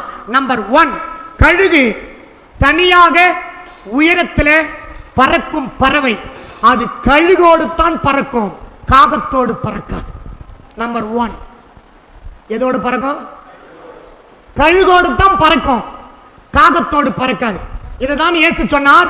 சங்கீதம் 1:1, துன்மார்கனுடைய ஆலோசனையில், பாவிகள் வழியில் பரியாசக்காரர். கர்த்தருடைய வேதத்தில் பிரியமா இருந்து இரவும் பகலும் தியானமா இருக்கிற மனுஷன். ஆனா நாம எங்க தெரியுமா இருப்போம்? நமக்கு ஃப்ரெண்ட் எல்லாம் குடிகாரன் கூட தான் இருப்போம். நம்ம ஃப்ரெண்ட் எல்லாம் ஆன்சு போடுறவன், பாக்கு போடுறவன், நம்ம ஃப்ரெண்ட் எல்லாம் சண்டை போடுறவன், அப்பா அம்மாவை சரியா காப்பாத்தாதவன், நம்ம ஃப்ரெண்ட் எல்லாம் உலகத்துல அடிக்கிறவன், பிரச்சனை பண்றவன், நம்ம ஃப்ரெண்ட் எல்லாம் கோயிலாண்ட கோயில் கோயிலா போய் உட்காந்து கிடக்கிறவன், தெருவா உட்காந்து கிடக்கிறவன், வழியும் சண்டையை வாங்கிட்டு ஒரு நாளைக்கு ஒரு சண்டையை வாங்கிடுவாங்க தான் நம்முடைய ஐக்கியம் இருக்கும். ஆனா இங்க கழுகு கழுகோடு தான் பறக்குமா, கழுகு காகத்தோடு பறக்காது. ஆமென், ஆமென். சத்தத்தை உயர்த்தி சொல்லுங்களேன். புரிஞ்சுச்சுங்களா? அப்ப சின்ன பிள்ளைகளா இருக்கட்டும், வாலிப பிள்ளைகளா இருக்கட்டும், கணவரா இருக்கட்டும், மனைவியா இருக்கட்டும், ஊழியக்காரங்களா இருக்கட்டும், விசுவாசிகளா இருக்கட்டும், கழுகு கழுகோடு தான் பறக்கும், காகம் காகத்தோடு தான் பறக்கும். இந்த கழுகு காகத்தோடு பறக்காது. காகம் கழுகோடு பறக்காது. காகம் காகம் தான், கழுகு கழுகு தான். நீங்களும் நானும் கழுகை போல இருப்போம். அல்லேலூயா, அல்லேலூயா. எல்லார்கிட்டயும் அன்பா இருங்க. ஆனா ஐக்கியம் கழுகு மாதிரி இருக்கிறவங்களோட தான் இருக்கணும். காக்காவோடு இருக்கக்கூடாது. காக்கா எங்க பார்த்தாலும் உட்காந்துக்கின்னு எங்க பார்த்தாலும் பண்ணி கிடக்கும். ஆனா கழுகு, சத்தமா சொல்லுங்க, காக்கா கீழவே போயிடும். கழுகு காக்கா கண்டதெல்லாம் சாப்பிடும். கழுகு ஒரு குறிப்பிட்டதை மட்டும்தான் சாப்பிடும். தெரிஞ்செடுத்து சாப்பிடும், செலக்ட் பண்ணி சாப்பிடும். அப்படி நம்முடைய உறவு, நம்முடைய ஐக்கியம் கொஞ்சம் பார்த்துக்கலாம். முதல் கழுகை போல பறங்க, உயர போறதுக்கு ஆசைப்படுங்க. இதுதான் ரொம்ப முக்கியம். ஆமென். நம்பர் 1 எதை போல பண்ணுமா? கழுகை போல பறந்து உயர போக ஆசைப்படுங்க. கிறிஸ்து இயேசுவில் மேலானவைகளை தேடுங்க. நம்பர் 1. நம்பர் 2, இந்த கழுகு பார்வை 5 கிலோமீட்டர் தூரம் இருக்கிற இறைய கூட அவ்வளவு துல்லியமா பிடிச்சிடுமா. 2வது, நமக்கு என்ன தரமா இருக்கணும்? தரிசனம் இருக்க வேண்டும். ஆமென். இந்த வருஷத்துல ஒரு ஆத்மாவை சபைக்கு கொண்டு வந்துருவேன். இந்த வருஷத்துல 2 பேர் சபைக்கு கொண்டு வந்துருவேன். இந்த வருஷத்துல ஒரு குடும்பத்தை சபைக்கு கொண்டு வருவேன். எங்க ஊர்ல என்னால ரட்சிக்கப்பட்ட ஒரு குடும்பம் இருக்கணும் அப்படின்னு தரிசனம் இருக்குமா? இந்த கழுகுக்கு தூர பார்வை இருக்குமா? நமக்கும் தூர பார்வை இருக்கணும், நமக்கும் தரிசனம் இருக்கணும். இந்த வருஷம் முடிவுல நியூ இயர்ல நான் 2 ஆத்மாக்களை கொண்டு வர போறேன்றவங்க கையை தட்டி அல்லேலூயா சொல்லுங்க. பிரைஸ் தி லார்ட், ஹalleluya. அப்போ முதல் இந்த கழுகுடைய தன்மை என்ன? மேல பறக்கும். நாமளும் எங்க மேல பறக்கணும். 2வது, இந்த கழுகு தூர பார்வை கொண்டது, தரிசனம் உண்டு. நமக்கு என்ன இருக்கணும்? வாலிப பிள்ளைங்க என்ன பாருங்க, ஸ்கூல்ல போய் ஜாயின் பண்ணிட்டீங்களா? 10th பாஸ் பண்ணி 11th போயிட்டீங்களா? 11th பாஸ் பண்ணி 12th போயிட்டீங்களா? உங்க ஃப்ரெண்டுக்கு இயேசு பத்தி சொல்லுங்க, சபைக்கு கொண்டு வாங்க. ஆமென். நான் சொல்லிக்கினே இருக்கிறேன். நம்முடைய ஜெபம் பாருங்க, அவன் சபைக்கே வர மாட்டான், அந்த பொண்ணு சபைக்கே வராது. சொல்லாதீங்க, பக்கத்தில் கைப்பிடிங்க. யாரையோ சபைக்கு வரமாட்டாங்க, சர்ச்சுக்கு வரமாட்டாங்க, ஜெபத்துக்கு வரமாட்டாங்க, ரட்சிக்கப்பட மாட்டாங்க. சொல்லாதீங்க. என்னைக்காச்சும் ஒரு நாள் தரிசனத்தோடு ஓடுவோம், சபைக்கு அவங்க வருவாங்க. கையை உயர்த்தியாமேன்னு சொல்லலாமே. 3வது, இந்த கழுகு நல்லா கவனிக்கணும். 2வது, இந்த கழுகு கவனம் ரொம்ப முக்கியம். திசை மாறாதா. 2வது, திசை மாறாதா. அப்ப நாமும் கூட தரிசனத்துல திசை மாறக்கூடாது. ஆமென். லூக்கா 9 கடைசி வசனம் சொல்லுது, கலப்பையில சத்தமா சொல்லுங்க, ஊழியக்கார குடும்பம் கலப்பையில கை வச்சு என்ன பண்ணக்கூடாது? ஆமா, வறுமையை பார்க்க கூடாது, கஷ்டத்தை பார்க்க கூடாது, கண்ணீரை பார்க்க கூடாது, தரித்திரத்தை பார்க்க கூடாது, அதை பார்க்க கூடாது, இதை பார்க்க கூடாது. நம்மளை திட்டுறானே அவனை பார்க்க கூடாது, அடிக்கிறானே அவனை பார்க்க கூடாது, ஏசுறானே அவனை பார்க்க கூடாது, பின்னாடி பேசுறானே பார்க்க கூடாது, முன்னாடி மட்டும்தான் பார்த்துக்கினே போகணும். இதுதான் கழுகுக்கு தூர பார்வை. அப்ப நமக்குள்ள 1000 பிரச்சனை வரும், சைட்ல வரும், முன்னாடி வரும், பின்னாடி வரும். அதெல்லாம் பார்க்காதீங்க, திசையை திருப்பாதீங்க. கலப்பையில கையை வச்சுட்டீங்க, இயேசுவை பிடிச்சுக்கிட்டீங்க, ஓடிக்கினே இருங்க, அப்பா கூட இருப்பார். அல்லேலூயா, அல்லேலூயா. 3வது, கழுகு அழுகிய பொருட்கள் எல்லாம் சாப்பிடாதான், தேவையில்லாத சாப்பிடாதான். இப்ப நாமும் கூட எங்கன்னா போனா கூட 5 ஐஸ்கிரீம் ஒரே ஆளு 10 ஐஸ்கிரீம் அடிக்கணும் வராங்க. சாப்பாடு சாப்பிட்டு வந்தா பிரச்சனை இல்லை. நல்லா கவனிக்கணும். பின்னாடி இருக்கிற சகோதரிமார்கள் எங்கன்னா கல்யாணத்துக்கு போனா சாப்பிட்டு வீட்டுக்கு வந்துருங்க. கவர் அதுக்குன்னு தனியாக கவர் ராஜா ஜவுளி கடலை எடுத்து போகாதீங்க. துணி கவர்லாம் எடுத்துட்டு போகக்கூடாது. போனீங்கன்னா மொய் வச்சிங்களா, பிள்ளைகளை வளர்த்துறீங்களா, சாப்பிட்டு வீட்டுக்கு வந்துனே இருங்க. கவர் வீட்டிலேருந்து பாக்கெட்டில் மடிச்சுன்னு எடுத்து போகிற மாதிரி இருக்கக்கூடாது, அது நல்லா இருக்காது. அதே போல நீ போஜன பிரியனா இருந்தா தொண்டையில் என்ன வையா? சத்தமா சொல்லுங்க. சாப்பிட்டோமா, நமக்கு தேவையானது ஒரு ஐஸ்கிரீமா சாப்பிட்டு முடிச்சுனா போதும். 30 ஐஸ்கிரீம் ஒரே ஆள் சாப்பிட்றோம். நம்ம உடம்புக்கு ஏற்ற மாதிரி சாப்பிடுங்க. பின்னாடி பிரச்சனை, பின்னாடி போராட்டம், பின்னாடி உபத்திரம். பின்னாடினா நான் எதை சொல்லணும் புரிஞ்சுக்கணும், புரிஞ்சுச்சுங்களா? பின்னாடினா எதிர்காலத்தை சொல்ல, இந்த பின்னாடி சொல்றேன். இது வரைக்கும் சாப்பிட்டு வந்துட்டு ஃபுல்லா வயிறு வீங்கி பின்னாடி பிரச்சனை, அதெல்லாம் வேணாம். கழுகு செலக்ட் பண்ணி தான் சாப்பிடுமா, தேவையில்லாதலாம் சாப்பிடாதான். நாமளும் தேவையில்லாதலாம் சாப்பிடக்கூடாது. அதுக்கப்புறம் சாப்பிட்டது குத்துது, கொடையுது, கேஸ் ஸ்டபிள் ஆயிடுச்சு, ஏப்பம் வரல, புளியாப்பம் தான் வருது. அதெல்லாம் யாரு? நல்ல ஆண்டு ஞானத்தை கொடுத்துக்கிறார்ல, 6 அறிவு கொடுத்துக்கிறார்ல, 7 அறிவு பைபிள் என்ற அறிவு கொடுத்துக்கிறார்ல. நல்ல ஞானமா நீங்க சாப்பிடுங்க, உங்க உடம்புக்கு ஏத்த மாதிரி சாப்பிடுங்க. அப்படி சாப்பிட்டாவே நம்ம உடம்பு நல்லா இருக்கும். இது தேவனுடைய இந்த ஆலயத்தை எப்படி பார்த்துக்கணுமா? பொறுப்பா கண்ணும் கருத்தா பார்த்துக்கணும். ஆமென். நாலாவது நான் சொல்றேன், நாலாவது, இந்த கழுகு புயலைத்தான் விரும்புமா, பெரும் காற்றை தான் விரும்புமா. அப்ப ஆண்டவர் சொன்னார், உலகத்தில் உங்களுக்கு என்ன உண்டு? சத்தமா சொல்லுங்க. ஆனாலும் நான் உலகத்தை, நீங்கள் என்ன பண்ணணும்? அவ பிரச்சனை வரும்போது நீங்க சொல்லுங்க, எனக்கு இந்த பிரச்சனை வரக்கூடாது சொல்லாதீங்க. பிரச்சனை இருந்து விடுதலையாக்கூடிய வழியை சொல்லுங்க. இந்த புயல் போன்ற பிரச்சனை வந்தாலும் உறுதியா நில்லுங்க, ஸ்ட்ராங்கா நில்லுங்க. அஞ்சாவது நல் உறவை இந்த கழுகு ஏற்படுத்துமா. என்ன பண்ணுமா? நல்ல உறவை ஏற்படுத்துமா. இப்போ எனக்கு கவனிக்கல தம்பி, நல்லா உட்காரு. ஜெய்சன் நல்லா உட்காரு. தண்ணி நல்லா உட்காரு. மற்ற இடத்துல உட்கார மாதிரி வைக்கக்கூடாது. நல்லா உட்காரு. என்ன பாருங்களேன், பெண் கழுகு திருமணம் செய்யும்போது ஆண் கழுகுக்கு 2 டெஸ்ட் வைக்குமா. எத்தனை டெஸ்ட்? எந்த கழுகு? பெண் கழுகு எந்த கழுகுக்கு டெஸ்ட் வைக்குமா? யசோதாமா கேக்குதாமா? பெண் கழுகு ஆண் கழுகுக்கு டெஸ்ட் வைக்குமா கல்யாணம் பண்றதுக்கு. குச்சி இல்லைன்னா குச்சி, அந்த குச்சியை உயரத்துல கொண்டு போயிட்டு கீழே போட்டுருமா. பெண் கழுகு கீழே வந்து தரையில விடுறதுக்கு முன்னாடி ஆண் கழுகு அதை பிடிச்சி எடுத்து வந்து யார்கிட்ட கொடுக்கணுமா. அப்போ எந்த அளவுக்கு பாருங்க, ஆம்பளை வர்க்கத்தில் தான் இருக்குதுன்னு பார்த்தா மனுஷ வர்க்கத்துல பொம்பளை ராஜ்யம் எங்க இருக்குது? கழுகு பறவை. பாண்டூர் அப்பா கையை தூக்குறாரு என்னன்னு தெரியலையே. பறவை கழுகு இனத்துல கூட அந்த பெண்கள் ராஜ்யம் அங்க இருக்குது பாருங்க. ஒரு முறை போட்டுமா, இந்த கழுகு ஆண் கழுகு எடுத்துட்டு வந்து பெண் கழுகு அண்ட கொடுக்குமா.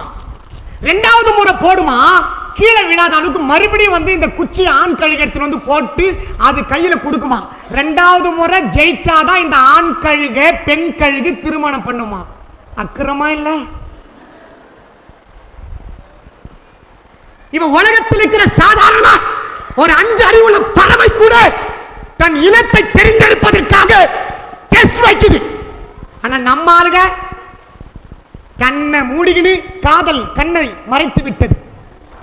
பள்ளத்துல விளைத்து, சேத்துல விளைத்து, முள்ளுல விளையுது, கண்டதெல்லாம் போய் பிடிக்கிறது.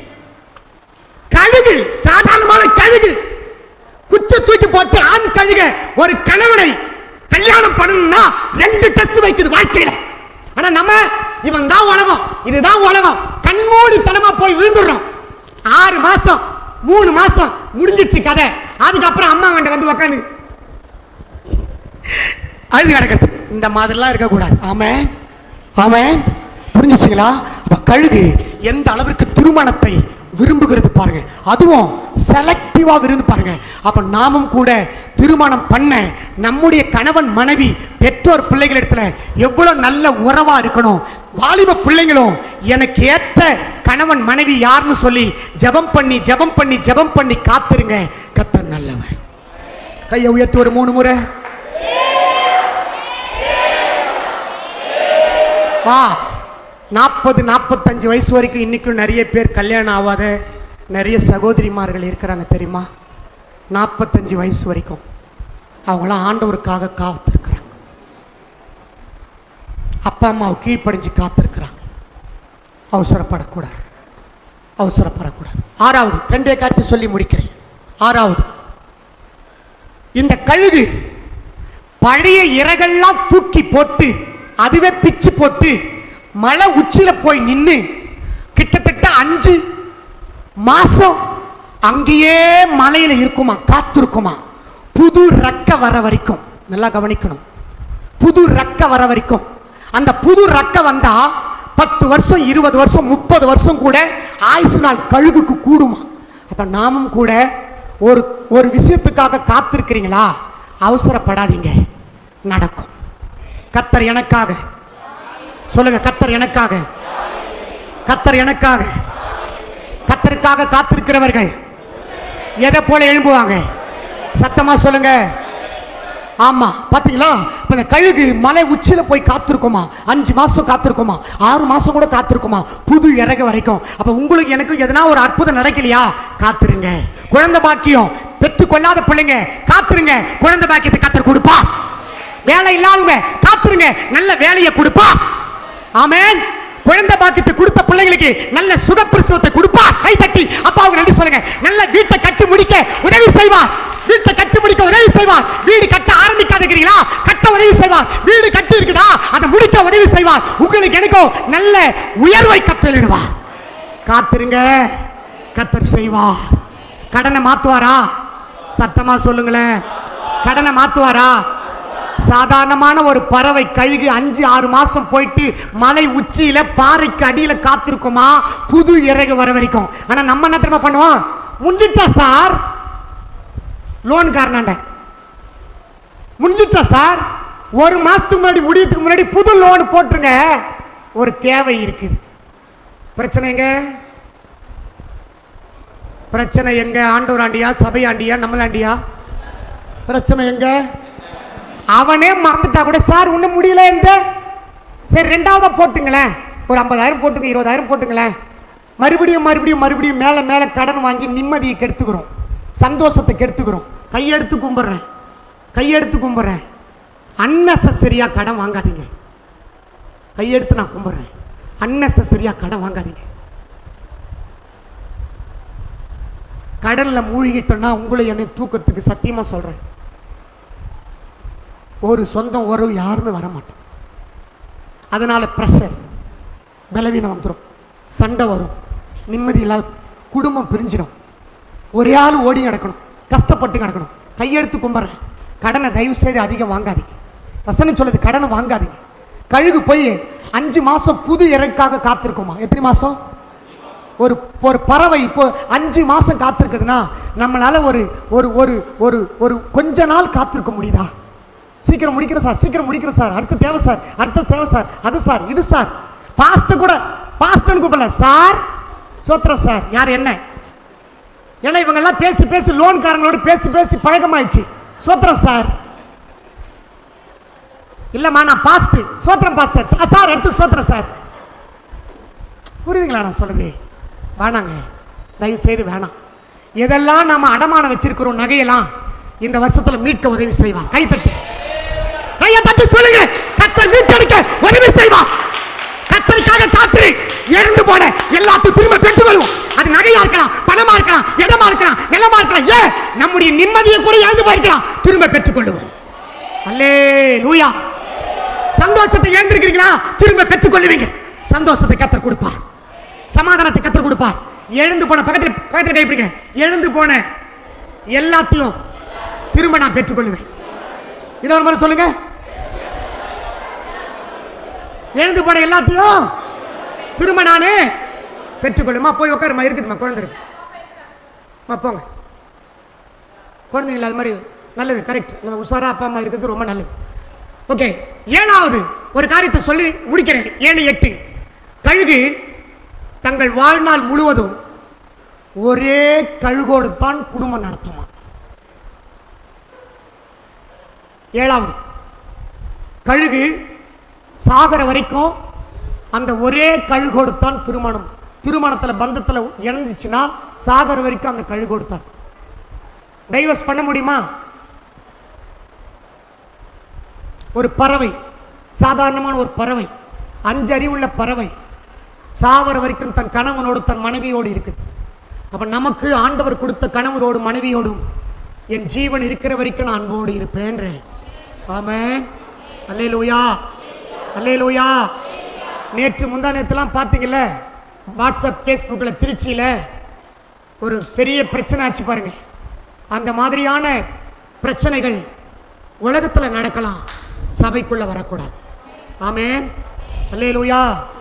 எனக்கு கொடுத்த கணவர், எனக்கு கொடுத்த மனைவி, எனக்கு கொடுத்த பிள்ளைங்க, எனக்கு கொடுத்த குடும்பம், இப்படின்னு சந்தோஷத்தோடு நாம் போனோமானால் நம்முடைய வாழ்க்கை ஜெயமா மாறும். கையை உயர்த்தி ஒரு அல்லேலூயா சொல்லலாமே. கொஞ்சம் பிரச்சனையாக தான் இருக்கும் மனைவியோடு, சகிப்புத்தன்மையோடு இருங்க. கொஞ்சம் பிரச்சனையாக தான் கணவரோடு, சகிப்புத்தன்மையோடு இருங்க. நாம டைவர்ஸ் பண்ணி போனா ரெண்டே பேர் தான் நாட்டில் டைவர்ஸ் அதிகம் வாங்குறான். பொதுவாக சொல்லிட்டு அப்புறம் சொல்றேன். ஒன்று அரசியல்வாதி டைவர்ஸ் அதிகம், சினிமா துறையில் இருக்கிறவங்க டைவர்ஸ் அதிகம் வாங்குவோம். கிறிஸ்துவ வாழ்க்கையில் கிறிஸ்துவ தான் டைவர்ஸ் அதிகம். அரசியல்வாதி வாங்கலாம், சினிமா துறையில் இருக்கிறவங்க டைவர்ஸ் வாங்கலாம். ஆனா நாம இந்த ஒன்றை கையில் எடுத்துட்டோம்ல, பரலோகராஜ்யம் போகணும். ஒரே மணவாளன், ஒரே மணவாட்டி. சொல்லுங்க, ஒரே மணவாளன், ஒரே மணவாட்டி. 1000 பிரச்சனைகள், போராட்டங்கள், உபத்திரவங்கள், அநேக பிரச்சனைகள், சந்தேகங்கள், குழப்பங்கள், வீண் பழிகள் கூட வரலாம். ஆனா ஸ்ட்ராங்கா நில்லுங்க. கர்த்தர் எனக்கு கொடுத்திருக்கிற கணவர், கர்த்தர் எனக்கு கொடுத்திருக்கிற மனைவி, கர்த்தர் எனக்கு கொடுத்திருக்கிற பிள்ளைங்களோடு நான் சந்தோஷமா இருப்பேன். அல்லேலூயா. 8வது சொல்லி நான் முடிக்கிறேன். கழுகு எதிரிகளை தாக்கக்கூடிய சக்தி அதிகமா இருக்குமா? கழுகுக்கு எதிரிகளை தாக்கக்கூடிய சக்தி அதிகமா இருக்குமா? கர்த்தர் நம்மளை பார்த்து சொல்றார், யாக்கோபுக்கு விரோதமான, இஸ்ரவேலுக்கு விரோதமான. அல்லேலூயா. பிதாவின் பிள்ளைகள் நாங்கள் எப்போதும் மகிழ்ந்திருப்போம். பிதாவின் பிள்ளைகளே எப்போதும் மகிழ்ந்திருங்கள். கைதட்டி, பிதாவின் பிள்ளைகள் நாங்கள் எப்போதும் மகிழ்ந்திருப்போம். பிதாவின் பிள்ளைகளே எப்போதும் மகிழ்ந்திருங்கள். எதை நினைத்தோ கலங்காமல் எப்போதும் ஸ்தோத்தரிப்போம். சொல்லுங்களேன். எதை நினைத்தும் கலங்காமல் எப்போதும் ஸ்தோத்தரிப்போம். நாம் எப்போதும் ஸ்தோத்தரிப்போம். நாம் எப்போதும் ஸ்தோத்தரிப்போம். தானா தானா. ஆமென். எப்பவுமே சந்தோஷமா இருங்க. கர்த்தர் நம்மோடு கூட. பக்கத்துல கைப்பிடிங்க. கழுகை போல நல்ல தன்மை, நல்ல